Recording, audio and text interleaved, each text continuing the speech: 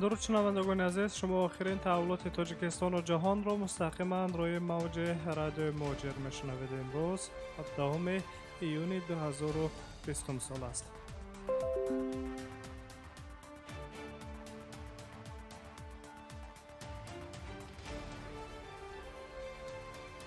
خبرها را از تاجیکستان شروع میکنیم. بنا به اطلاع وزارت تندرستی و حفظ اجتماعی اهالی کشور تا به بعد ظهر امروز 17 ایون در تاجیکستان تعداد مبتلایان به کرونا ویروس نوع کووید 19 5221 نفر را در بر میگیرد. در دوام یک روز اخیر شماره مبتلایان گرفتار به کرونا ویروس 61 نفر افزایش یافته است. در دوام یک روز اخیر باشد یک نفر از کرونا ویروس در تاجیکستان به هلاکت رسیده است که در عموم از آغاز پاندمی در تاجیکستان تاکنون 51 نفر قربانی این وبا شدند. تعداد نفران شفا یافته باشد 3700 نفر گفته می شود.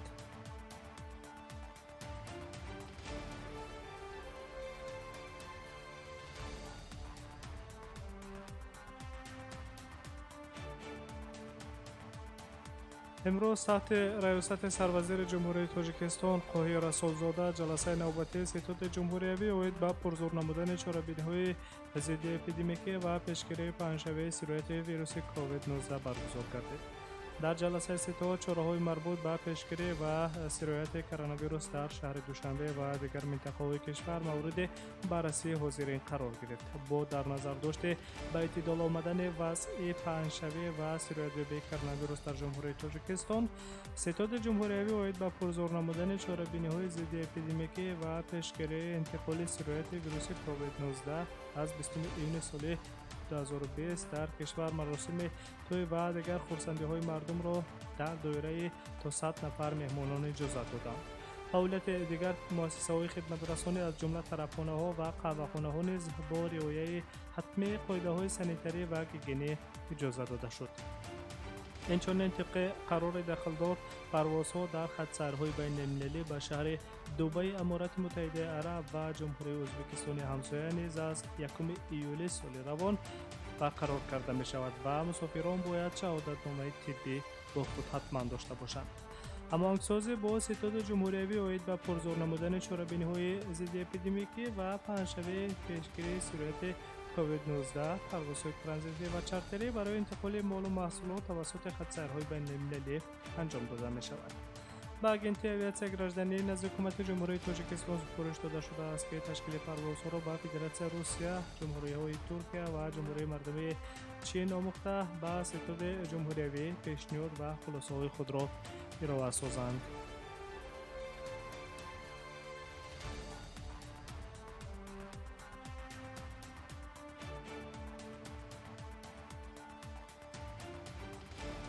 در تاجیکستان میمونیم و خبرهای روز را ادامه میدیم. امروز پالات پایانی پارلمان جمهوری تاجیکستان سازشنامه گرانتی را که ماه فوریه سال روان بین حکومت جمهوری تاجیکستان و اگنتی ژاپن بین المللی امضا شده بود یک دلانه تصدیق کردند.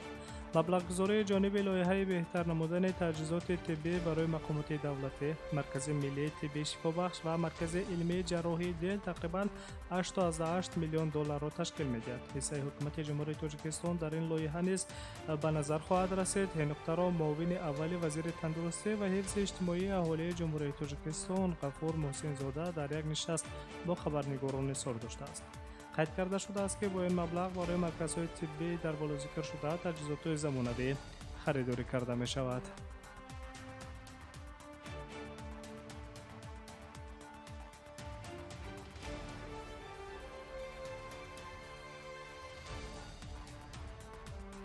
امروز 16 ایون روز 16 ایون سفارت عربستان سعودی در جمهوری تاجیکستان رسما قرارداد درباره انتقال 50 تن خرما به مقامات داخلدار را به امضا رسانید. 50 تن خرمای نوع خوش‌طعم به مرکز امنیت روزقواری نزد پرزیدنت جمهوری تاجیکستان از جانب مرکز یاری بشردوستانه کینگ سالمون تقدیم کرده شد. در این مراسم سفیر فوق‌العاده و مقدار عربستان سعودی در تاجیکستان و نماینده اگنتی ذخیره‌های مادی دولتی نزد حکومت جمهوری تاجیکستان شرکت داشتند. این کمک بین شخصان نیازمند تقسیم کرده می شود، گفته است سفیر عربستان سعودی در جمهوری تاجیکستان. و گفته این دیپلمات سلطنت شایگری نیت دارد که کمک را به تاجیکستان ادامه دهد که آن پس از پاندمی از کرونا ویروس نیز شدت خواهد یافت. در آینده عربستان سعودی نیت دارد به عائله‌های کم‌بضاعت تاجیکستان با مبلغ تقریباً 500,000 دلار ایالات متحده آمریکا کمک به بازگشت رساند.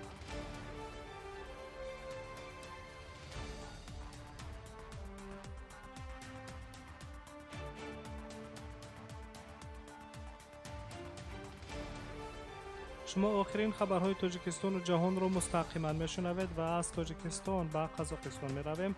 رئیس مجلس نمایندگان پارلمان جمهوری قزاقستان نورلان نیکمتولین مبتلای بیماری کرونا ویروس شده است. در این باره از خدمات مطبوعات پالات پایانی جمهوری قزاقستان خبر دادند. متاسفانه سنجش نتیجه مثبت نشان داد. در این حالت تشخیص اسیمپتوماتیکی کرده شد. با رعایت سند تصدیق شده نورلان نیکمتولین تصمیم گرفته است که خود را از همکسبانش کنار بگیرد. آورده شده است در خبر پالات پایانی پارلمان جمهوری قزاقستان.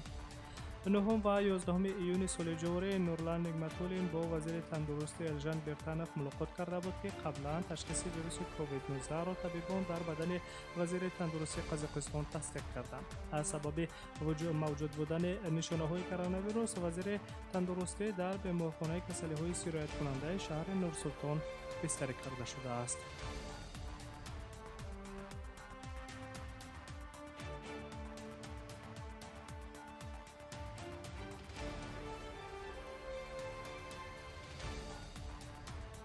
از قزاقستان و جمهوری قرقیزستان می رویم. دادگاه شهر بشکک جمهوری قرقیزستان روز 16 ایون بحث بین طرف‌ها در محاکمه پرونده پرزیدنت سابق قرقیزستان را آغاز کرد.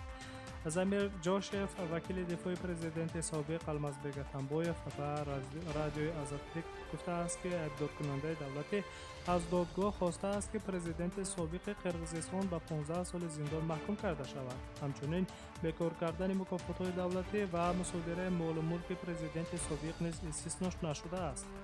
انتظار می رود که دادگاه حکم خود را در نسبت پرزیدنت پیشین قرقیزستان المازبek атамбоев روز 18 ایون سال روان اعلام کند. در پرونده جنایی اوید به رهایی عزیز باتوکایف که در برابر المازبek атамбоев اینچنین 19 نفر شخصان سابق والامقام قرقیزستان هستند. مقاماتی که یک زمان خود این نفران آن را رهبری می‌کردند امروز عیب را در نسبتشان تصدیق نموده ایستادند. پرونده های جنایتی 4 گمانبر از جمله المازبek атамбоев و به مرافعه‌های جداگانه جدا کرده شده به دادگاه ناحیه پرمومیسک شهر بشکک سپرده شده است. 14 نفر از گمانبران شخصان سابق والامقام قرقیزستان راضی شدند که با مقامات تفتیشاتی همکاری کنند. پس از انجام تفتیش پرونده جنایتی در نسبت 13 نفر گمانبران به دادگاه ناحیه سورلوفسکی شهر بشکک انتقال یافته است. عزیز باتوکایف نفر در عالم جنایی مشهور در سال 2013 در اساس خلاصه طبی بنا به بیماری تبابت نشونده داشتنش پیش از مهلت از زندان آزاد کرده شد. در روز آزادشوی از محبس عزیز باتوکایف بشکک را ترک نموده به روسیه پرواز کرد. سال 2019 وزارت کارهای داخلی قرقیزستان تحقیق این دلیل را دوباره آغاز کرد. بعدتر پرونده به دست دادستانی گذشت.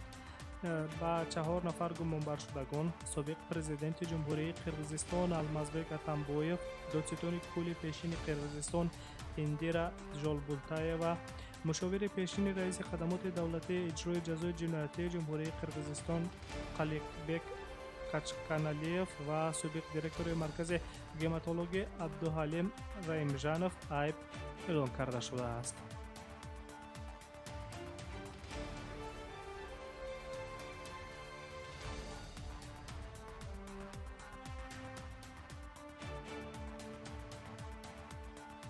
و یک خبر کوتاه دیگر نیز داریم.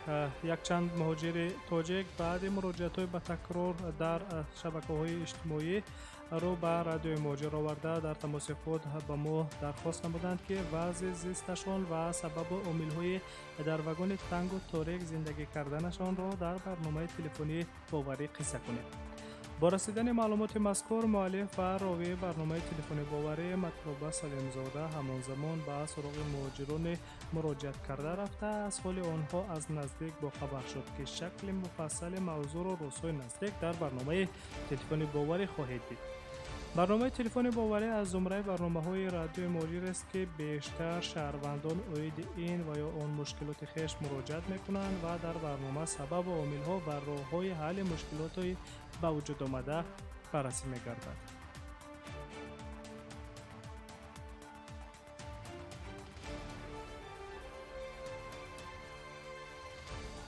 شما طی بیش از 10 دقیقه مهمترین تفصیلات آخرین تاجیکستان و جهان را مستقیما روی موج رادیو مهاجر شنیدید. برنامه‌های دیگری ما ادامه دارند. ما را همراهی کنید. سلامت باشید.